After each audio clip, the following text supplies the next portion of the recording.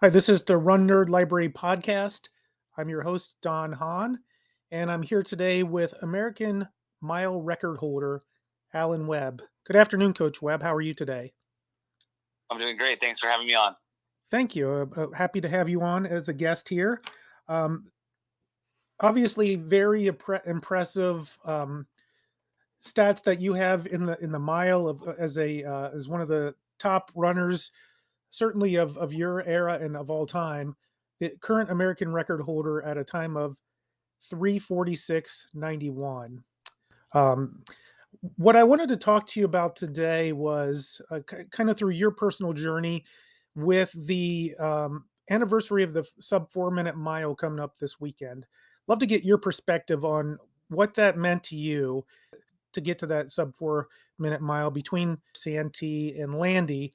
Can you put some perspective for the listeners on what that piece of history means for you as American record holder? Well, it still rings with a lot of importance even now. Uh, so many men break 4 minutes in the mile every year now. It is still an impressive accomplishment in the modern track era. I see it as kind of like a rite of passage, so to speak, for the elite male middle distance runner to break 4 minutes. And there's athletes that do it at the high school level every year now. And the big thing that happened, when you saw Bannister do it it'll be close to 70 years ago. Mm-hmm. That after that happened, it just sort of became routine. And the same thing happened at the American high school level. When I broke 4 minutes, now looking back, almost 20 years since that happened. Mm-hmm. A lot of high school men have done that at the high school level, and so you can sort of see the importance of kind of breaking those barriers from a physical and mental perspective. Because it's always a combination of those two, Mm-hmm. both physical and mental the barriers. And he did that for the first time for the world to do that. And we can all look back and say, wow, this man did something that nobody's ever done. And it's still, to me, is a really impressive record because of the way, knowing how he trained and knowing the circumstances that he did it.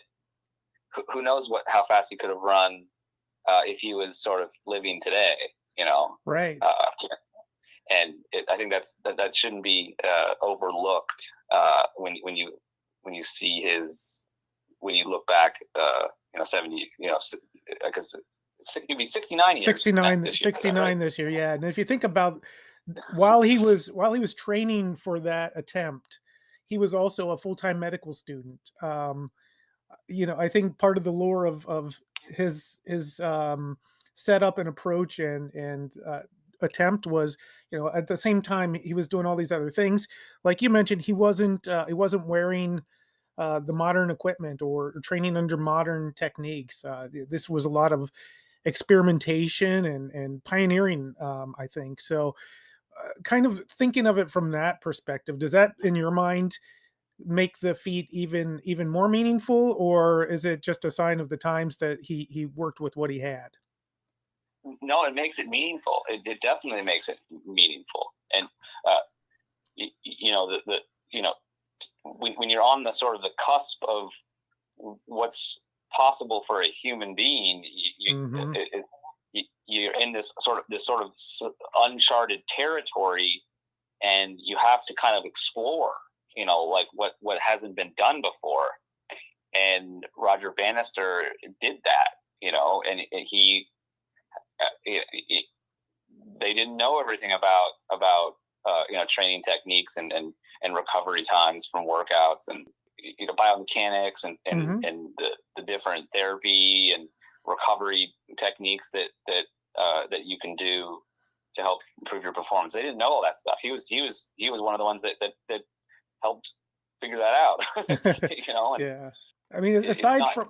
aside from like if you think about modern attempts at at testing the human condition, obviously Kipchoge with a sub 2 hour marathon just a couple of years ago, he had so many of the advancements we're talking about. He was following a electric powered vehicle that was blocking the wind. He had a group of pacers, as did Bannister, but he also had uh, the Nike Alpha Flies that he was wearing, and so there and prescribed fluid intake and everything else that went along with it. So we're talking about really scientific development of a feat like that, going for the sub 2 hour marathon, and comparing to Bannister, like you said, with his prevailing training of the time.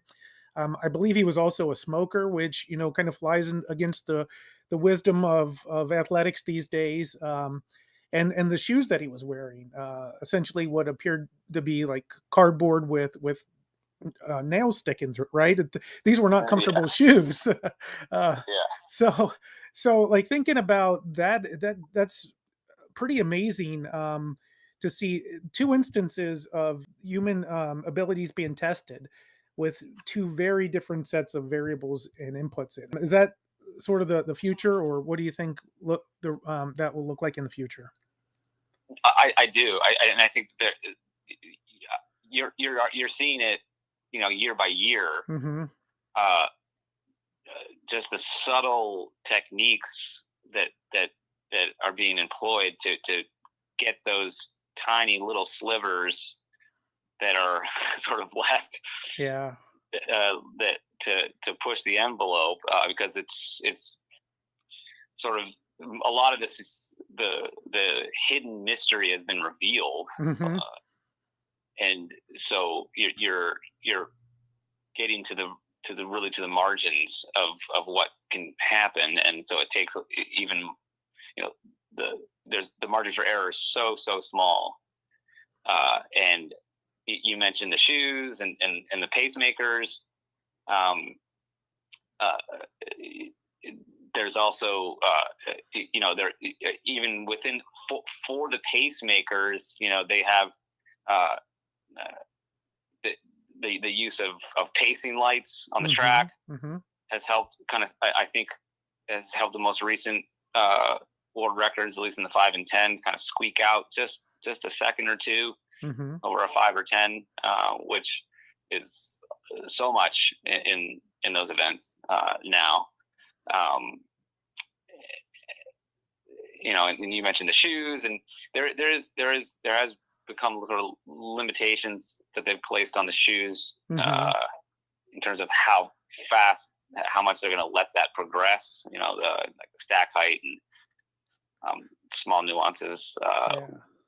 Regular sort of regulations within the shoes, just because they don't want it to become a contest of shoes. They want it to be the athlete, more importantly. But there Yeah. still could be some improvements there, even within those limits, that they've set out. So yeah, I think that there's, that precision, uh, in that precision is definitely, you're going to see that. And it might even be, some of it's behind the scenes with, recovery stuff, and, Hmm. um, biomechanics, and just searching for,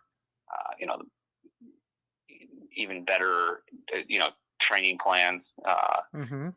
and uh, and I think that you'll also see some of the training, benefits to all of this will show sort of over time, in terms of, the athlete's ability to train at a higher level because of all of this, Hmm. and so it might not be reflected in one particular race, but over time you can see the training benefit from some of these things, uh, Sure. and you'll see improvements, slow, sort of over the longer term, as those sort of techniques are employed with the athletes that come up during that time.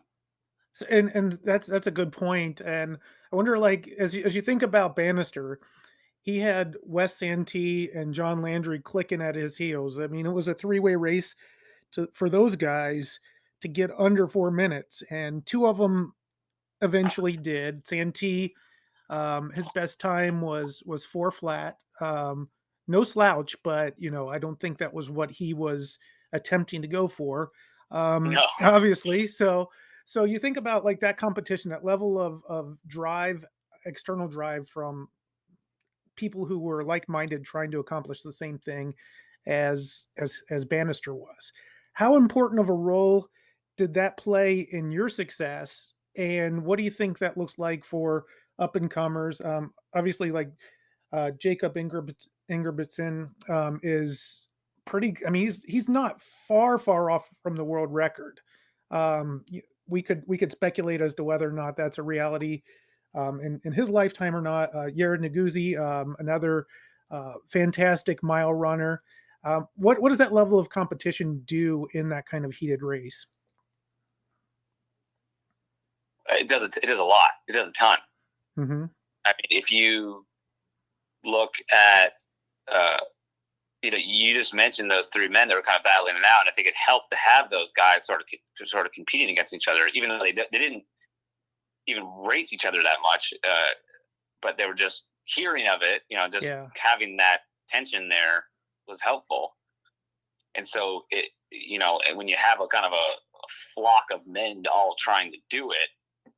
Then they're helping each other, sort of essentially pacing each other, even when the pacemakers come off. And that's Mm-hmm. if you watch Hicham El Garouge when he set the world record in 2000, he had Noah Yen pushing him the last lap, and he might have still broken the world record anyway, but I don't know if he would have run.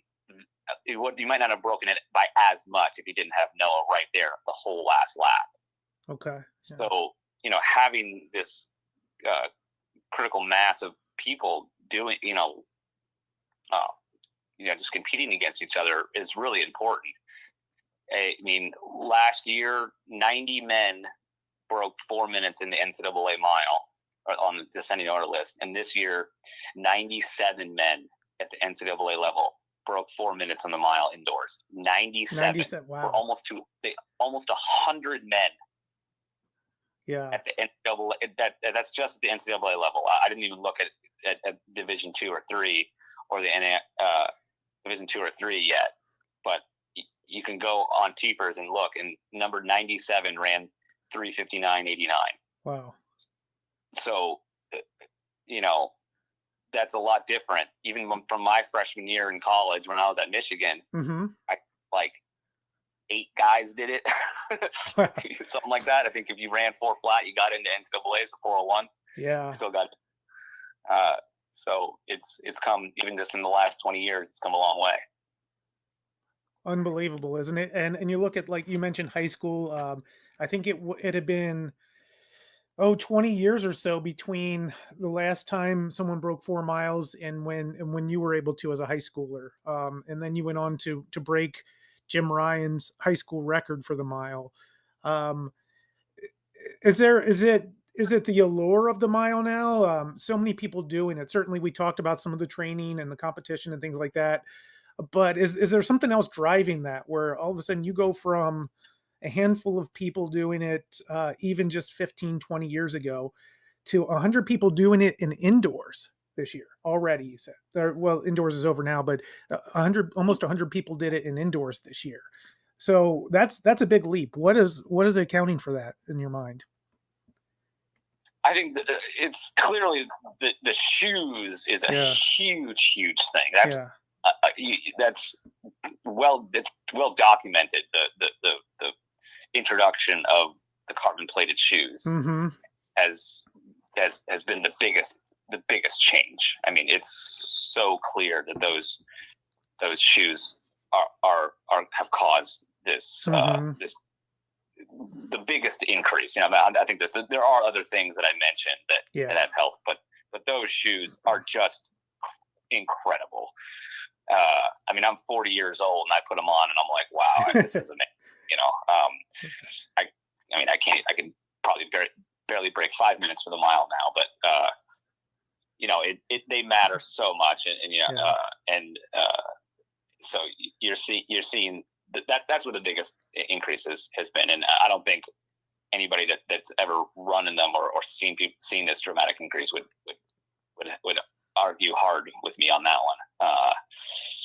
Yeah, I've seen it personally. I'm nowhere near even a 5 minute miler at 47 years of age. Hoping to get back into the sixes. I'm recovering from an injury, but hoping to get back into the sixes before too long here. And I know just from even at my level of competition, um, I have a pair of Alpha Flies that I wear for marathons, and I have another pair that's geared for the 5K, 10K, and you could definitely feel you can feel a difference in that push forward on every step. So it's been pretty amazing even at my level. Yeah. Yeah. So let's speculate here if you don't mind. Do you see that world record being broken?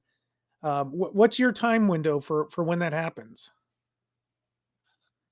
The world record? The world record, yeah. I don't know. I don't know. I mean, Ingebrigtsen might be able to do it, Mm-hmm.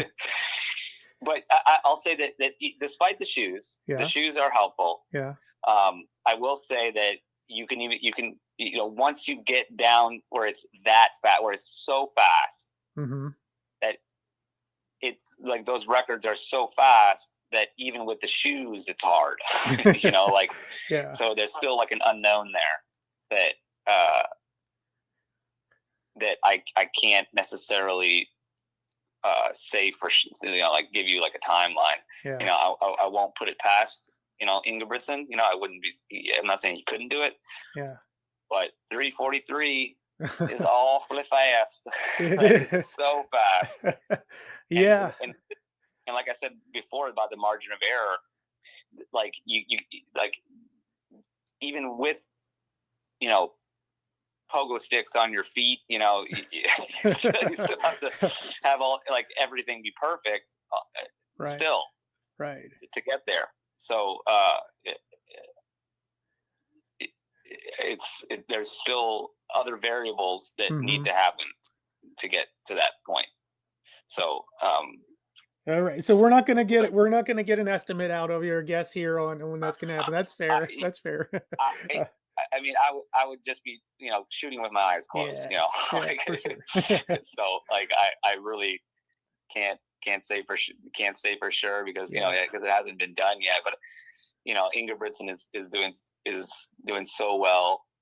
And even the Goose, has a chance to break my American record. I think that he's got a really good shot at doing it. So, but I'll say that when looking back at my own fastest times, sometimes I wondered how I did it myself. I'm like, it was just God's providence, just lining things up just right for it to happen. So he's going to have to line it up for anybody else is going to have to that wants to run that fast, because it's just, when you get down to those speeds, it just everything has to go right for it to happen. Do you go back to that day in your mind? Do you replay that race in your mind and kind of think through everything that happened? What is that memory like for you? That was a pretty vivid memory, and I can kind of recall sort of almost each step, but I could I remember with somewhat clarity of what happened pretty much each lap and how it felt, and just the feelings that the feeling I had. And I'll just say it was a special day for me, and I know that I was very grateful that day, very grateful. And the competitor in me wanted to get faster, but it just didn't happen. And I kind of fell down the mountain quickly after that. And but I had a lot, like everything went right that day.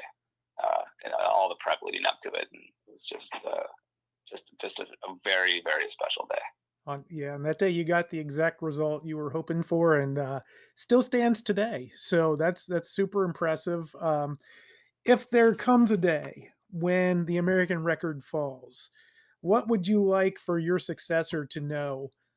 What would you share with them in that transition to from you holding the American record to them holding the American record for the mile? I'd want them to recognize that everything that they were given was a gift to them from the Yeah, Lord. yeah, That all gifts from God.